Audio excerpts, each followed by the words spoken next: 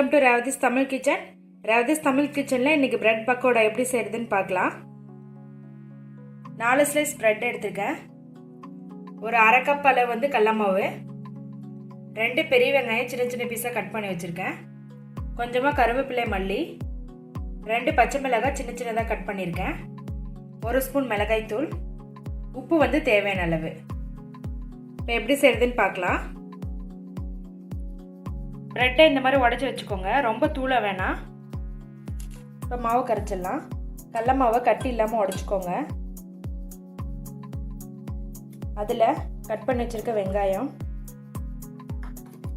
கருவேப்பிலை மல்லி, பச்சை மிளகாய், மிளகாய்த்தூள். மிளகாய்த்தூள் வந்து காரத்துக்கு தகுந்த மாதிரி போட்டுருங்க, ஏன்னா ஆல்ரெடி பச்சை மிளகாய் சேர்த்துருக்கோம். உப்பு தேவையான அளவு.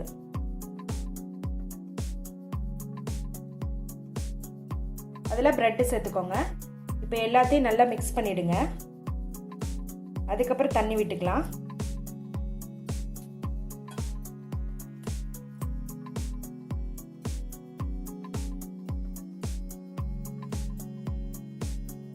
எல்லாம் மிக்ஸ் பண்ணிட்டோம். இப்போ லைட்டாக தண்ணி தெளித்து இதை மிக்ஸ் பண்ணிவிடுங்க. ரொம்ப தண்ணியாட்ட போயிடக்கூடாது. இந்த மாதிரி லைட்டாக தண்ணி தெளித்து பிசைஞ்சிக்கோங்க. போண்டாவுக்கு மட்டும்தான் நம்ம தண்ணி மாதிரி கலக்கணும். பக்கோடாங்கிறதுனால இந்த பதத்தில் இருந்தால் கரெக்டானது. ரொம்ப தண்ணி விட்டுறக்கூடாது.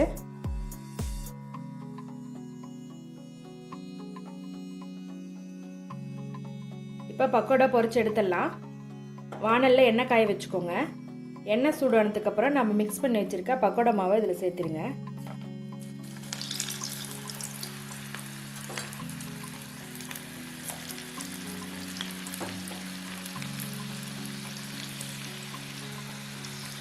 அடுப்பை வந்து ஸ்லோவாக வச்சுக்கோங்க, ஏன்னா ப்ரெட்டு போட்டுக்கனால சீக்கிரமாக கருகிடும்.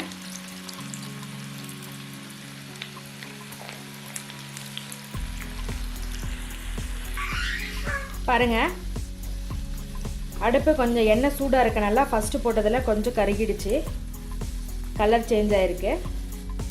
ஆனால் உள்ளே வந்து வெந்திருக்காது. அதனால் எண்ணெய் வந்து கொஞ்சம் லைட்டாக சூடாக இருக்கும் போதே போட்டுருங்க.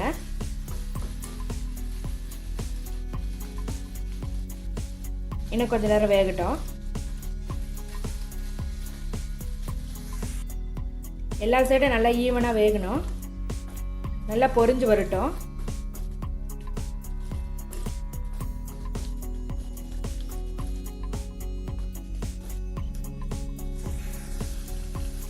கலர் பாருங்கள், நல்லா சேஞ்ச் ஆகுது. நல்லா செவந்து வரணும். அப்போ தான் வந்து மொறு மொறுன்னு இருக்கும்.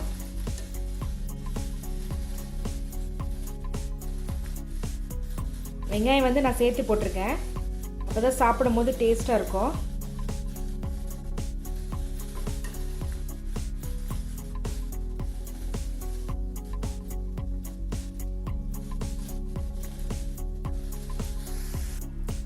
நல்லா செவந்து வந்துருச்சு. இப்போ இந்த எண்ணெயெல்லாம் ட்ரை பண்ணிட்டு எடுத்துருங்க.